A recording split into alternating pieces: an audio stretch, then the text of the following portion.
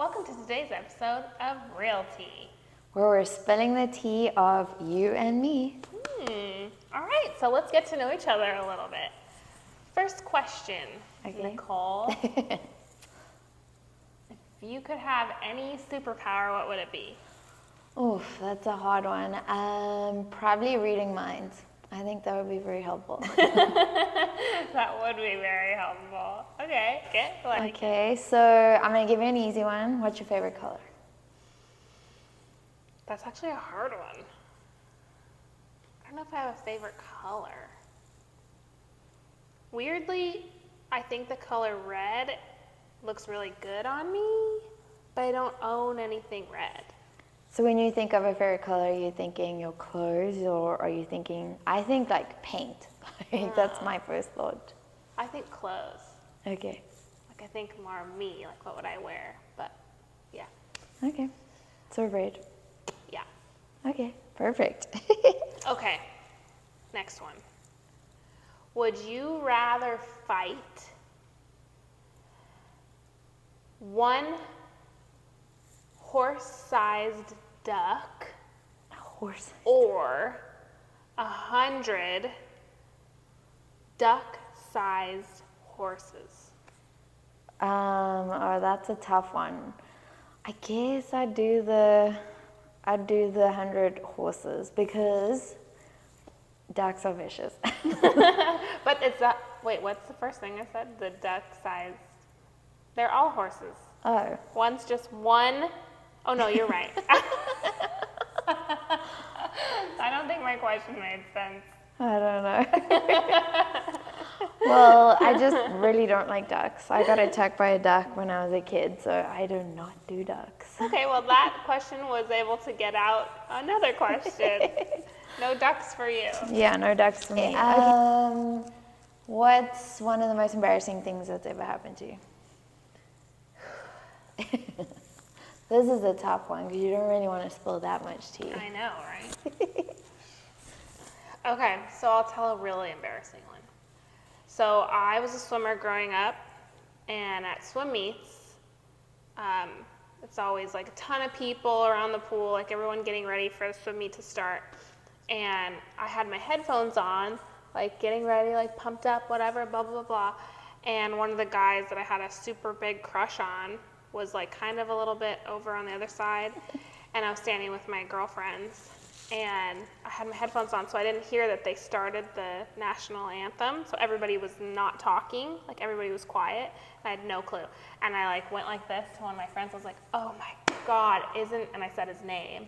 I was like, "Isn't he so hot?" And everybody turned and looked at me. And my girlfriend put her hand over my mouth, and she was like, "It's the national anthem." And I was like, "Oh." So everybody there ended up finding out that I had a crush on that guy. I'm dying. I'm cringing for you. Yeah, that was pretty bad. That's not fun. No. No. But, yeah. Oh my gosh, I would be devastated. Yeah. I probably wouldn't show my face again. Yeah, it was pretty bad. But whatever, he asked me on a date, so it worked. Done. If you could come up with any theme for an open house, like you have a cellar, they're like, "Please do an open house for me and get as many people in as you can. I don't care what the budget is, I'll pay for it." What theme would your open house be? Ooh, that's a tough one. I mean, I've never really done a theme for an open house. Really? So, okay, well, I guess we were sitting in an open house. This was a theme, but this was someone else's theme. We just kind of ran with it, but I think, I don't know, like I think maybe I do like, I love the 80s theme, or maybe a murder mystery theme, that would be cool, or like a Great Gatsby thing, like that would be fun. Just like have the house decorated like that? Yeah. That would be that'd be nice. cool. You'd have to have the perfect house to make it like Great Gatsby. I guess so, yeah, I think you're right. That's kind of like the whole, like, you're right, you know, you have to Depends on see the the house. Like, if one of our team members had the one with the Mexican theme, but that's because they had Mexican tiles, so that kind of makes sense. Yeah. True. All right. Like it? Yeah. A realistic question for you. Where do you see yourself in real estate? Like what's the ultimate real estate goal? It's a hard one. I guess I've said that to every question you've asked. Because I'm putting you on the spot. I think that question changes every year. But I think the main theme of all my goals is to eventually be able to have income coming in and not have to be out on like pounding the pavement.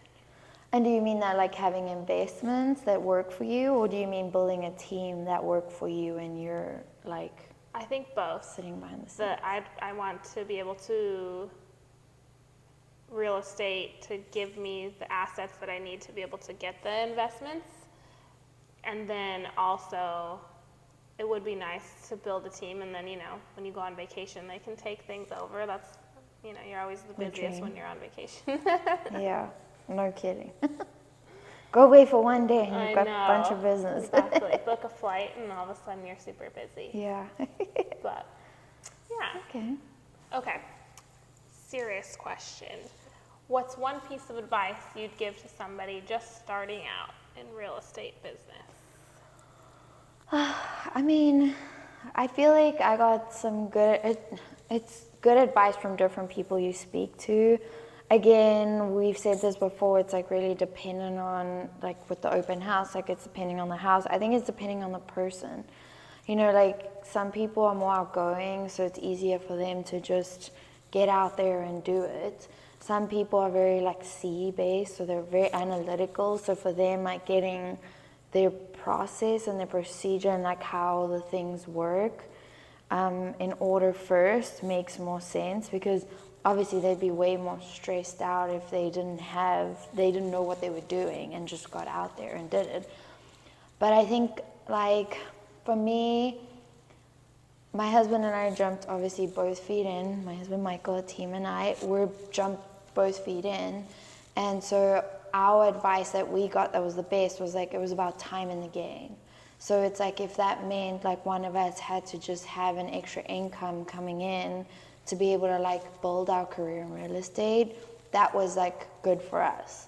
Whereas I think if I had started alone and Michael had a full-time career, maybe just getting it going would have been my best advice, because I like shouldn't have like spent so much time trying to build my process and just like got to work. Yeah. So I guess it would just really depend on the person.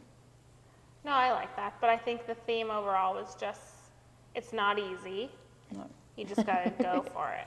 Yeah, just do it. Just do Want it. your license, get it, do it.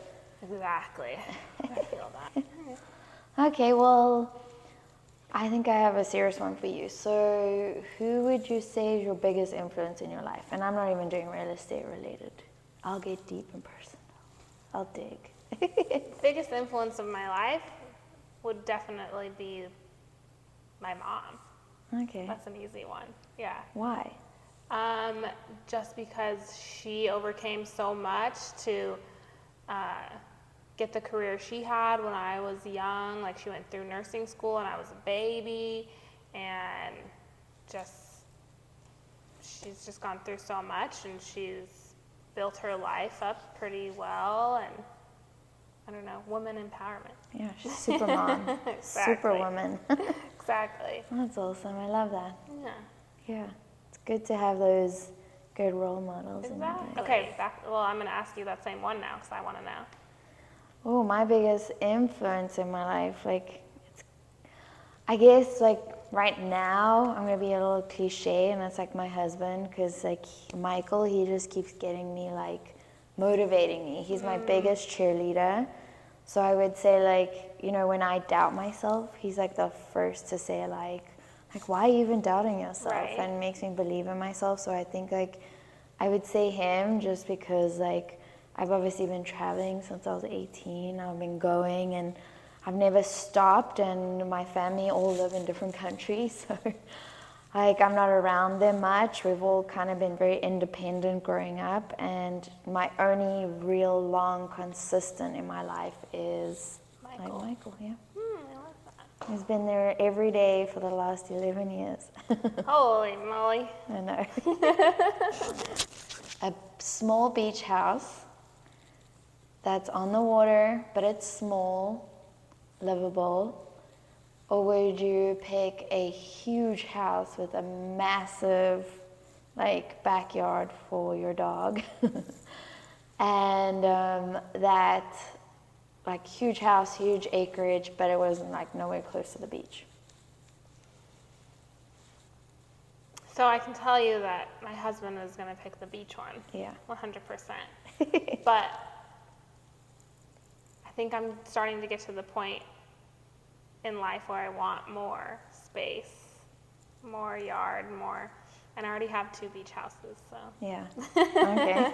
That works. Give me something else. Well, I'm going to come up with one for you then. So if you could have your dream home in South Africa, everything that you could ever want in this house is in this house. Mm-hmm.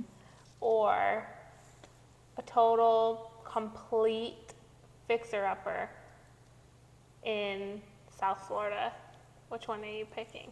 Oh, That you have to live in full-time, primary residence.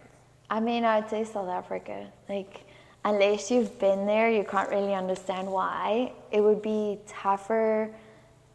It's like nothing like the US. Like, here everything is instant. Amazon, like, get it going. Love that. I asked my dad the other day, I'm like, what's your mailing address? He's like, what is a mailing address? Because they don't have post offices. They don't get Amazon deliveries, things like that. It's just like everything's via email, which I guess is good, but still like, or you have to go to a store to buy it. But so living there full time, I think would be tough, but until you been to South Africa, it's so beautiful. I can't even explain to you. It's like, I mean, it's the reason why I have so many people visit there all the time, right? yeah, it's like Cape Town's probably like one of the most visited like cities in the world. It's so beautiful. Wow. Yeah. I believe that. Yeah. Yeah. Okay, well, this is realty. And Chelsea, what do you want to get out of realty? I think personally for me, realty is going to bring some more fun, spilling the tea every week into it. And I'm hoping that it's going to bring more fun to everybody that's going to watch, because real estate can be boring. Like, I have so many friends that are like, I don't even know what's going on, you know, or they don't care because it's just like boring stuff. But it's actually, there's a lot of instances in our business that are a lot of fun. Yeah. So that's fun. And then for you, what do you want to get out of realty? Well, so I think realty, again, like you say, is fun. Like, I want to have a little bit of fun, but I also feel like real estate, if you think of traditional real estate, it's very much like, no one likes realtors. They're like, you're a realtor, you're a salesman. Yeah, so I think we get a lot of like a bad rap. And I think the whole world has kind of gone on to social media and like podcaster thing and things like that. And I think there's parts of real estate people don't know about. Yeah. And I think this is a good way to like show you that we aren't just realtors. This is also our career, our life. Like, we spend... We're just people. Yeah. And we spend a lot of time like learning and growing in our trade, and it'll be nice to share that with other people. And so we'll be sharing it with realtors, civilians, our people we love, other people in our office, but we just kind of want to share every part of it. I love that. Yes, that is the main goal here. Thanks for joining us. Catch us next time where we sip on more truths and trends in the market, because there's always more realty to spill. Stay sip and stay savvy. You're good. Aren't you supposed to start it? Oh, yeah.